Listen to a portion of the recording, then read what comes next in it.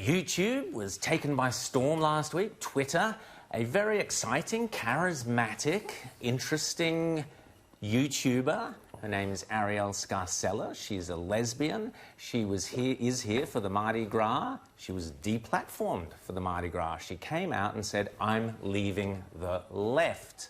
Let's just have a look at that, a few grabs from that YouTube. I don't think like these people, and I no longer want to be associated with them. I've reached peak LGBT. This is my coming out video. Never in my life have I been more canceled, tortured, tormented, harassed than by members of my own community. Some of you have noticed this change coming onto my channel within the past 2 years, as I've gotten what some people would say more conservative. And yeah, I have, haven't I? Since the queer movement right now is obsessed with all these different labels, and I am a fan of labels, I wanted to share a new label of mine with you. I'm coming out. I am officially leaving the left. So she's coming out, and what better place to come out than here on Outsiders. Welcome, Arielle. Welcome to Outsiders. Thank you. So you're here in Sydney. First time. First time, you enjoying it? Beautiful. Yeah, like Obsessed. it? Good. Obsessed. Well, I came from New York. It's freezing there. So Yeah, exactly. happy with anything that's warmer than that. So you've caused quite a stir because you've said you're leaving the left. You uttered the dreaded C word, conservative. I mean, come on. What are you thinking of? So just talk us through your journey, if you like. Tell us about your YouTube channel and how you arrived at this point of leaving the left. Which Oh, my God. Okay, it's a lot. I've been making content on YouTube for 10 years. Yeah. So it did not happen overnight by any sense of the word. Well, you've got a huge following. You've got more than 600,000 subscribers, massive worldwide, which is great. Brilliant. That's a good thing about YouTube. Yeah, I've been making LGBT positive, what I consider LGBT positive content for 10 years. And over the past 5, I would say, I started being more trans inclusive. And I think the main thing is that every day the words that people are using to define themselves are changing.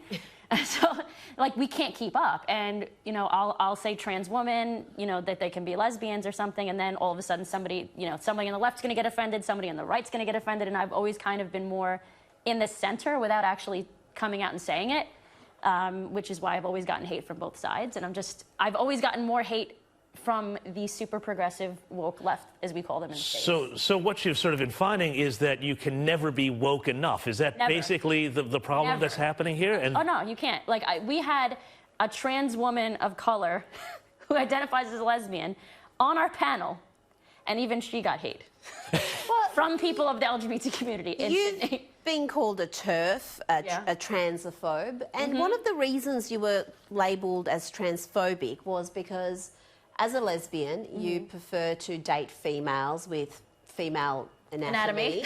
And no, this is not a laughing matter, because this has led to her being labelled a bigot. Because they're saying if a man identifies as a woman, even if they still has a penis, then you should date him, because if a lot of them do say that. A lot of them do say that. And if you don't, you're a transphobe. Yeah, you're a transphobe. Yeah. Did you see it? Straight people don't know that this is happening. Well, I keep hearing this sort of thing is happening, but I always just sort of think that this has got to be a put on, right? But it's not. It's not. If you look up, there's something called the cotton ceiling. The cotton ceiling. Yeah, it's basically, I mean, like, I've never had an issue with trans women calling themselves lesbians if they present as women. Like, there's a difference between somebody like you that dates women that calls themselves lesbians, rather than somebody that looks like you. I'm not, just in case the room is silent. I haven't been dating any lesbians either. You would have no idea what it's like to live as a woman. Like, maybe mentally, like, but there's also physically, emotionally, and societal, right? Like, you would have no idea what it's like to live those experiences. And so to me, Arielle, what it comes down to is, if you, as a lesbian, say that a transgender person is not a real woman, that's it. You're a bigot, you're a transphobe, you ought to be deplatformed, you ought to be shut down, you're not allowed to speak. You were invited to speak at the Mardi Gras and then told you couldn't, is that correct? Correct. I've never said that trans women aren't women. I've said that trans women are trans women, which is the best way you can say it, like, because they have a totally different lived experience compared to cis women, compared to cis lesbians. See, I hate that term, cis woman. No, but just for context. For context. But this entire thing, to me, is sort of a new form of conversion therapy, because they're essentially telling you you can't be a lesbian and prefer female bodies. You must now date people with penises because they identify as women. But you see how they're very manipulative with the language, right? Yeah. You said you prefer. It's not a preference. And they got you using the language too. Like, it's sexual orientation. It's not a preference. You can't change it. Like, it's innate. It's immutable. But, you know, the way they're starting to, you know, basically take charge of the conversation, they're the loudest, they're the vocal majority, vocal minority. And yeah, I think that, like you said before, you can't be woke enough, unfortunately. How have you suffered?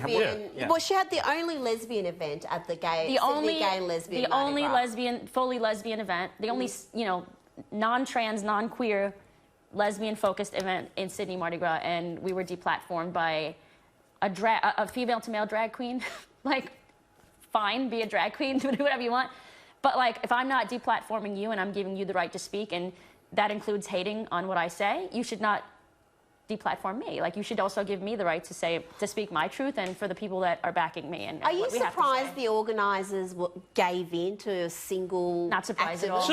Not surprised. But this is so. I want to pick up on what Rita's saying here, because it seems to be, watching this play out, women tend to suffer an awful lot from a lot of what is going on with this very far left wokeness. So this seems to be, would you say that the women, like lesbians or straight, tend to be the ones who wind up being targeted the most by this sort of thing? Absolutely, and I think it's partial misogyny, and I think it's also lesbophobia. You know, I think there's so much to unpack. Yeah. Like, we can talk about this all day. All day. Please, go ahead. Yeah. I think that, first of all, people don't take lesbians seriously. Like, more people are coming out, more women are coming out as queer, and kind of just leaving the word lesbian behind. There've been. What does that mean? What's the difference? Come out as queer. Does that mean I don't even understand. It means different things to different people, I think. And I think that's fine. But it's not okay to take away a word and a definition that's meant something for some people and still means something for a lot of people. What do you think is behind this manipulation of the language and manipulation, I would argue, of biological truths? What's behind? I think it's validation. I think it's moral, superiority point scoring. I think it's oppression points. I think these people lack self-love, honestly, and they're looking for it from anywhere else external when it comes from. Like, if somebody said to me that I wasn't a woman, I'd be like, okay, I know I'm a woman. They lack self-love. To me, there's a narcissistic element to a lot of this activism. Oh my God, is it entitled? And it's almost like a performance. You talked about the people who broke the barriers in your community, the ones who came 30, 40 years ago where there was genuine oppression. How are they being treated by this new mob of activists? They can't. My friend Buck Angels, am I allowed to say, like... Yeah. We're going to get him on the show when he's next back in Australia. Yeah, he's a 50-something-year-old transsexual porn star. He's been a transsexual trans activist for, like, longer than these kids have been alive. And they call him a TERF and a transphobe because he believes in, he believes in certain things that I do, female segregated spaces. And that's not because we don't think trans women generally should be treated as women, but, like, in regards to sex, there needs to be lines. Otherwise we have people like Karen White. I don't know if you've heard that story. Yes, absolutely. People. Remind us, though. Tell us. Yeah, I mean, Karen. I think it was in the UK. Yes, in the UK. Bristol. Somebody. I don't think they're a trans woman, but they identified that way, and they got transferred to a female prison and raped women.